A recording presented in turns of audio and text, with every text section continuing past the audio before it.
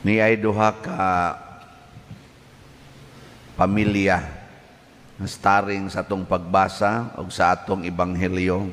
Ang unang pamilya, dili kayo tiguang, ang pamilya ni Manoah.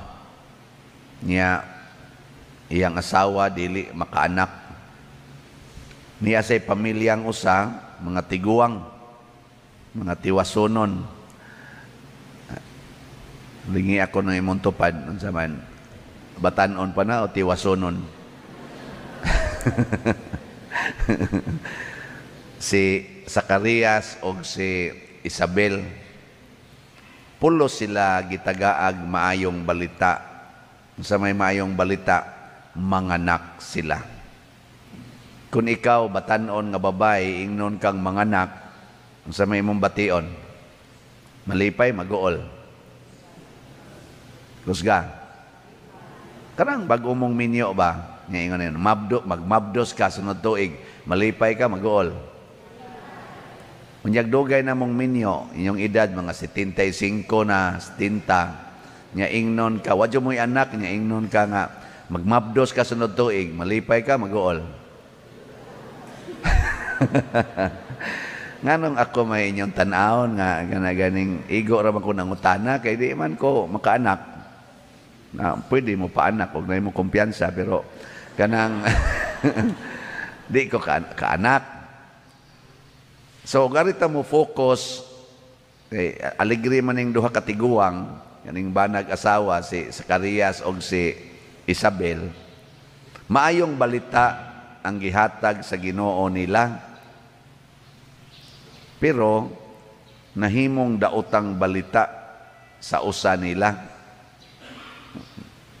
Ang una, si Zacarias, pagkadungog niya sa maayong balita, wa siya motuo, iyang gilalis ang anghel.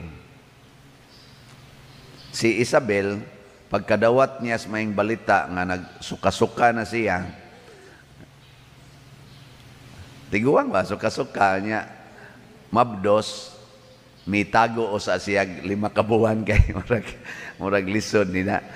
Ako sa ning obserbahan kay sipiat o niya niya magsaya-saya na siya panabi ba nga mabdo siya niya tiguang kayo insa na giango-ango naman tingali ni tiguang. So iya usang gisiguro ni tago o sa siya wa siya mogawas ilang balay ay basi makitaan siya sa mga marites dias gawas makatabi-tabi niya siya. So tago o sa siya 5 ka buwan. Pagkaklaro na gyud nga nagmabdo siya, una pa siya nigawas. Asa may gusto ninyo? Kanang maamang mo, nga tiguang na, o mamabdos nga tiguang na? Hay may inyong pilion.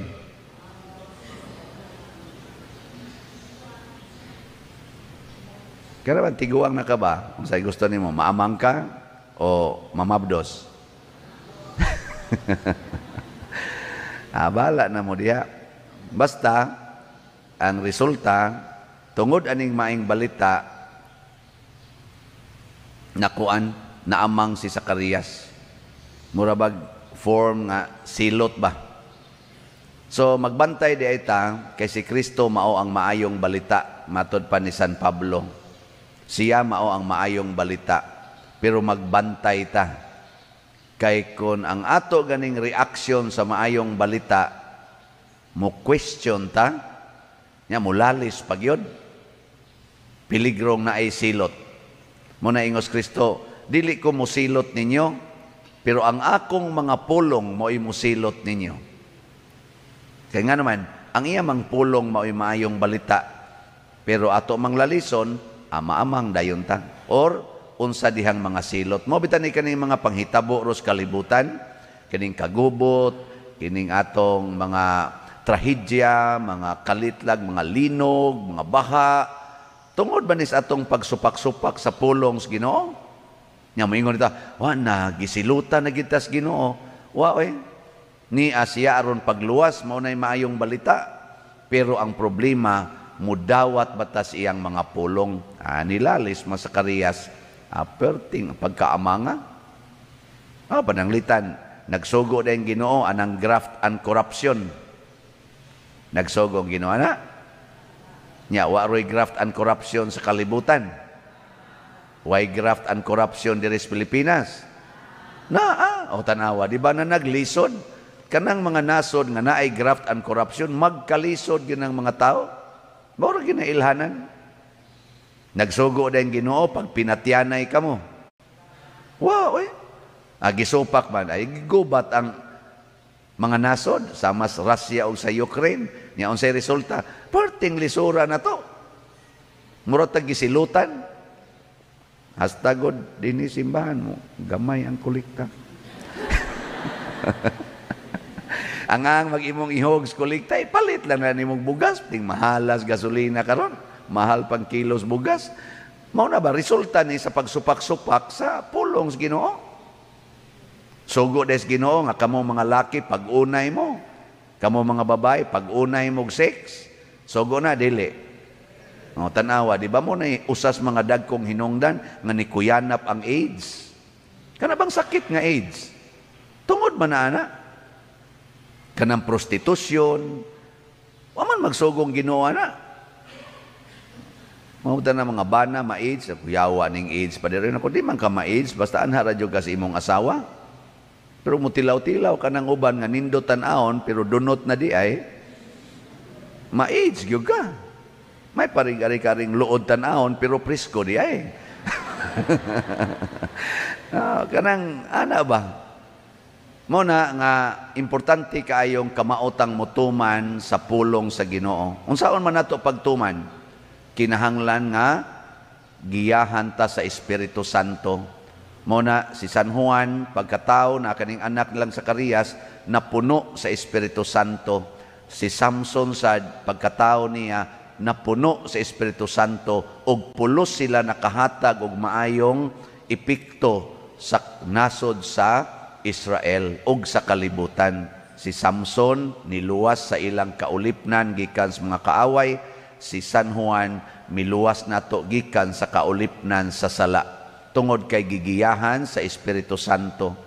Mao ni siya ang sakramento sa konfirmasyon. Kaning konfirma ba? Kinsa dinhi ang nakonfirmahan na? Taas ang kamot. Kanang kaybaw kang ikonfirmahan ka. Wa kaybaw ang uban. Pakonfirma na mo. Kay kanang sakramento sa konfirma, usa na siya ka sakramento aron pagpa-active sa Espiritu Santo dinhi nato, aron molihok ang iyang 7 ka mga gasa, 7 gifts of the Holy Spirit. Ang gauna diha, wisdom. Ang nakuwang karon ni Zacarias, wisdom. Unsa man ang wisdom? To know, to determine, to have a certainty, kanang makasiguro ka nga kini gikan sa Ginoo. Makasiguro ta nga kabubuton is Ginoo. Wisdom na. Di na ma-explain sa atong reason.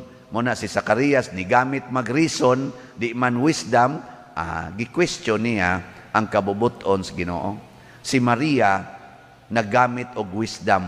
Pag-ingon, mamabdos ka, bisag wa ka hilabtig laki, pagkaingon niya, Ginoo gyud gasulti, matuman imong pagbuot. Ginoo gyud gasulti. Ug moingon ang Ginoo karon, mamatay ang imong anak bisan og wa nay sakit. Unsa may mo isulti? Isip ginikanan. Kanang imong anak mamatay na karon bisag way sakit. Unsa imong isulti? Og reason imong gamiton, moingon ka, ayaw Lord, kabuutan ana Lord, bugtong biya na akong anak. Unsa man sa taong ka Lord, perti na kong pangayo ana nya imo mambatyon. Reason, emotion. Pero wisdom, Lord, kung imong pagbuot, matuman. Ug mao nay gibuhat ni Abraham ang iyang 12 anyos nga bugtong anak si Isaac, giingnan siya sa Ginoo, ihawa ang imong anak og sunuga isip halad ngadto nako adtong bungtod dito sa pikas, iyang gituman.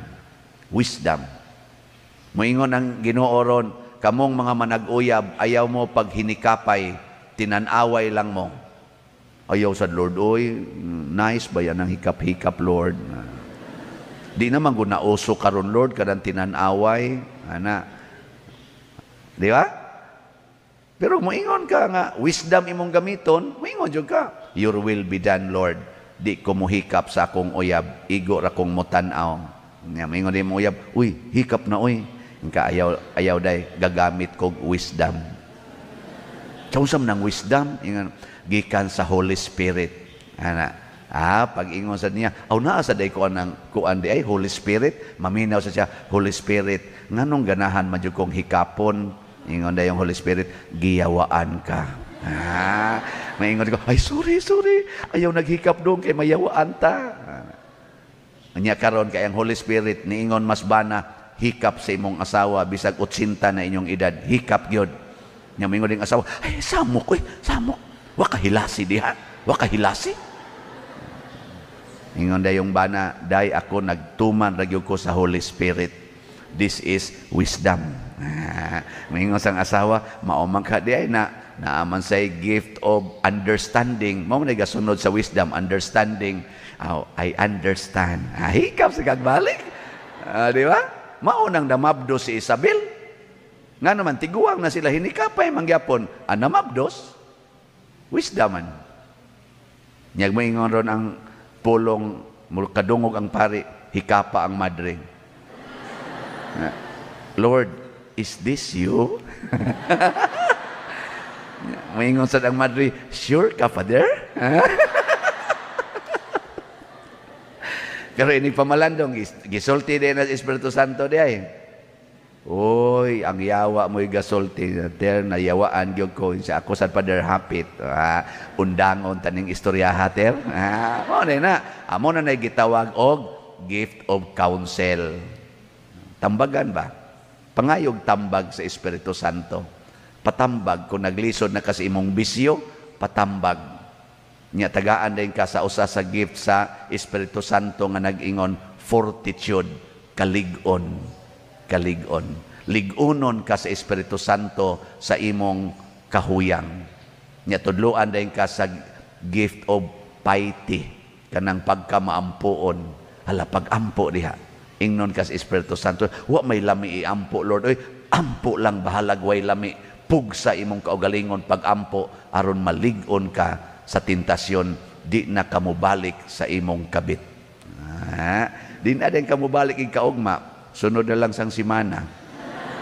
Pero at least na kay fortitude for 7 days. Di ba? Inay-hinay lang.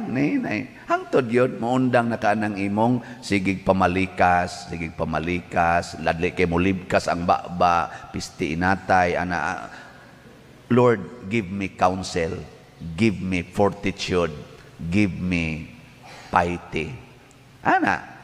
Nya moingon ng Ginoo, wa magugay kahadlok nako. Mo na sa another gift of the Holy Spirit, fear of God. Di ba? Sige, lingi ay mong tupad. Ingna siya, gamit na maminaw na Espiritu Santo ha. Sige, ingna. Inasogod karon maminaw na Espiritu Santo. Mo na siya ang confirmation. You confirm, I will follow the Holy Spirit. Pagbunyag, gitagaan taog Holy Spirit. Pag-confirm, niingon na ta, musunod na ko sa Holy Spirit. Ikaw na personal ni angko ni ana. Sige, katong musunod sa Holy Spirit, manindog ta.